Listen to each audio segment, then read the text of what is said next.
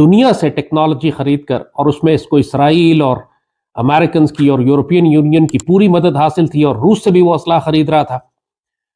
और अब तकरीबन वो वक्त मुकम्मल हो गया है कि जब उसकी जंगी तैयारियां इस मकाम पर पहुंच चुकी हैं कि अब वो इन्वेजन के लिए तैयार है। की पूरी गेम को ट्विस्ट किया है, अब पाकिस्तान पे अब तकरीबन डाल दिया। लेकिन अब हो रही ये जा रहा है कि एक दफा फिर आपको भारत में और पाकिस्तान में टेंशन बढ़ती हुई नजर आएगी। उसकी वजह यह है कि एक खास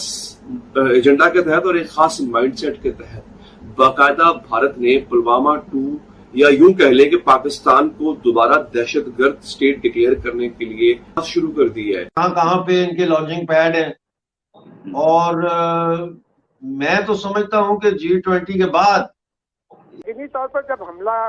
जब ये वाकया हुआ तो उसके बाद से पाकिस्तानी मीडिया के दोस्त भी यही चीजें तलाश कर रहे थे कि भारत क्या रवैया इख्तियार करता है। भारत ने पहले उसे आसमानी बिजली का शाखसाना करार दिया, फिर ये कहा कि दहशतगर्द ग्रेनेड फेंक कर भाग गए, और फिर उसके चंद घंटों के बाद दोबारा सरेआम पाकिस्तान पर इल्जाम लगाना शुरू। हेलो दोस्तों, आपका स्वागत है मॉर्निंग प्रोसेस में भी हो गई।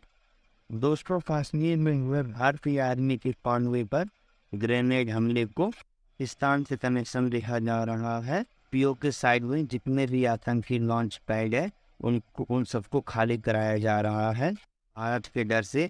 उनको यही लग रहा है कि भारत कहीं ना कहीं फिर से पुलवामा वाला जैसा स्ट्राइक कर देगा। मीडिया में इस बात की चर्चा हो रही है कि G20 समिट जैसे ही खत्म होगा, मोदी जी एक बहुत बड़ा एक्शन जरूर लेंगे इसके खिलाफ, जिससे पाकिस्तान की फटी पड़ी है। क्या चर्चाएं हो रही हैं, चलिए वीडियो को आगे देखते हैं। हम बहुत अरसे से पूरी पाकिस्तानी कौम को और मुसल्लह अफवाज को ये नसीहत करते आ रहे हैं कि भारत जुनून की हद तक जंगी तैयारियां कर रहा है, और जब उसकी तैयारियां मुकम्मल हो जाएंगी तो वो कोई बहाना तलाश करेगा पाकिस्तान पर जंग मुसल्लत करने के लिए। पिछले तकरीबन 1 साल से सियाचिन से लेकर बहिरे अरब तक उसने खौफनाक हद तक जंगी तैयारियां की हैं। दुनिया के तकरीबन तमाम बड़े बड़े ममालिक के साथ जंगी मशक़ें की, कम से कम $100 अरब का असलहा खरीदा, S-400 सिस्टम से लेकर राफेल एयरक्राफ्ट, और पूरी दुनिया से टेक्नोलॉजी खरीद कर, और उसमें इसको इसराइल और अमेरिकन की और यूरोपियन यूनियन की पूरी मदद हासिल थी, और रूस से भी वो असला खरीद रहा था। और अब तकरीबन वो वक्त मुकम्मल हो गया है कि जब उसकी जंगी तैयारियां इस मकाम पर पहुंच चुकी हैं कि अब वो इन्वेजन के लिए तैयार है। उसके साथ साथ जो रीजन में जियोपॉलिटिकल डेवलपमेंट्स हैं वो भी कुछ इस तरह हो रही हैं कि भारत के लिए अब वो वक्त आन पहुंचा है कि जब वो पाकिस्तान में दाखिल होगा। अगले साल भारत में इलेक्शंस हैं, उनके पास भी अब 6-7 महीने रह गए हैं जिसमें उनको कोई बहुत बड़ा कारनामा करना है इलेक्शन जीतने के लिए। मकबूजा कश्मीर का जो भारतीय हिंदू गवर्नर था उसने ये बात अभी पिछले दिनों इंटरव्यू में कही है कि पुलवामा खुद मोदी ने करवाया था, क्योंकि उनको इलेक्शन जीतने के लिए एक फॉल्स फ्लैग ऑपरेशन की ज़रूरत थी, और उसके जवाब में उन्होंने बालाकोट पर हमला किया और यह दिखाया कि जैसे हम पाकिस्तान को घर में घुस कर मारने के काबिल हैं, और इसके नतीजे में वो इलेक्शन जीते। मगर हमारी जवाबी कार्रवाई से उनको 2 तैयारे गिरे, नुकसान हुआ, जिल्लत उठानी पड़ी। उसके बावजूद आपने देखा कि अपनी जिल्लत को छुपाने के लिए उन्होंने अभिनंदन को अपना वीर चक्कर सबसे बड़ा मेडल भी दिया, और ये तासुर दिया कि जैसे ये बड़े दलेर हैं और पाकिस्तान का मुकाबला करने की हिम्मत रखते हैं। मगर जाहिर है कि वो इनके लिए एक बहुत बड़ी जिल्लत थी। मगर अब जो इलेक्शन 2024 में आ रहा है, इसमें नरेंद्र मोदी ने या बीजेपी पार्टी ने दोबारा हुकूमत बनानी है, और इसके लिए इनको एक बहुत बड़ी कामयाबी की जरूरत है पाकिस्तान के खिलाफ। वो कामयाबी अब बालाकोट की तरह सिर्फ अंदर आके बम गिराकर भागने वाली बात नहीं है। अब वो पाकिस्तान के इलाकों पर कब्जा करना चाहते हैं,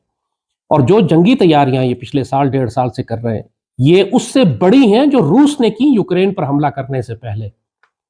यानी इससे अंदाजा कीजिए कि यूक्रेन ने जो जंगी तैयारियां 8-9 महीने की,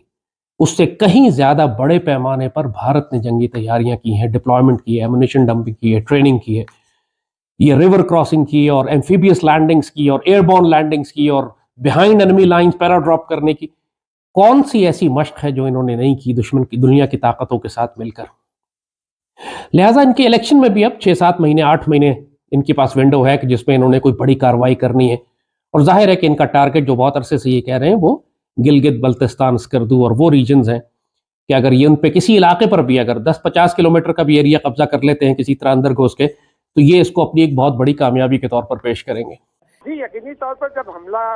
जब ये वाकया हुआ तो उसके बाद से पाकिस्तानी मीडिया के दोस्त भी यही चीजें तलाश कर रहे थे कि भारत क्या रवैया इख्तियार करता है। भारत ने पहले उसे आसमानी बिजली का शाखसाना करार दिया,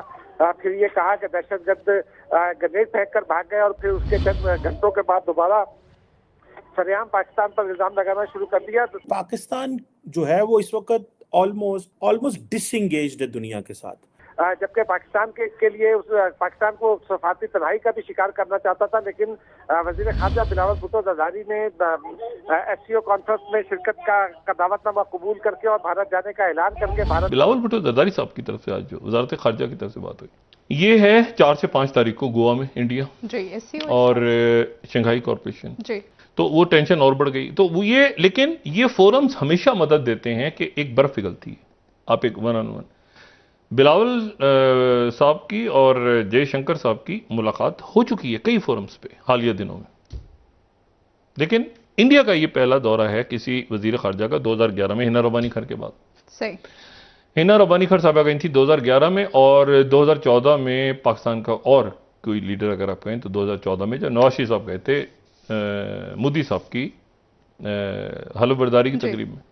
उसके बाद कशीदा ताल्लुका पुलवामा 2019 से आगे पीछे। तो ये दौरा जो है अब ये बर्फ पिघलेगी दोनों में, क्या बातचीत होती है, कैसे मामला आगे बढ़ते हैं, बहुत सारे इश्यूज हैं जिनके ऊपर बात होनी ज़रूरी है, और उसमें ये देखना है कि क्या उसमें क्या एक अच्छा है बर्फ पिघल रही है दोनों में, और वहाँ से फिर क्योंकि चाइना क्या स्टांस लेता है वहाँ पे वो। और ये भी बड़ी इंटरेस्टिंग बात है कि यानी आप देखें कि जब जंग भी हो रही होती है तो बातचीत हो रही होती है मुल्कों की, बैकडोर राब्ते होते हैं, DGMOs, जंग छिड़ी होती है तो DGMO राब्ते में होते हैं ना दोनों मुल्कों के, कि भाई एक मिनट हट जाओ, ये न्यूक्लियर तक ना जाए मामला, ठीक है, मतलब एक हद तक ही होता है ना, मतलब ऑल आउट वॉर तो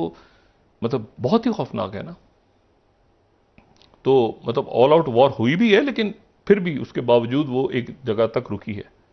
उससे आगे नहीं बढ़ते। तो इशू ये है कि वो अब ये कैसे सफारती महाज पे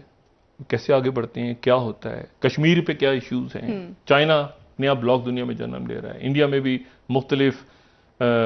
सोच जन्म ले रही है। तो पाकिस्तान ऑक्यूपाइड कश्मीर में जो कैंप्स हैं और उससे आगे जो मरी आपने बताया, इसमें से इन कैंप से टेररिस्ट को हटाया जा रहा है। शक पाकिस्तान को यह है कि इंडिया अटैक कर सकता है, इंडिया रिटेलिएशन कर सकता है, तो वहां से उन टेररिस्ट को खाली कराया जा रहा है, उन एरियाज को खाली कराया जा रहा है जहां पे टेररिस्ट हैं। आपको पता है कहाँ कहाँ पे इनके लॉन्चिंग पैड है, और मैं तो समझता हूं कि G20 के बाद एक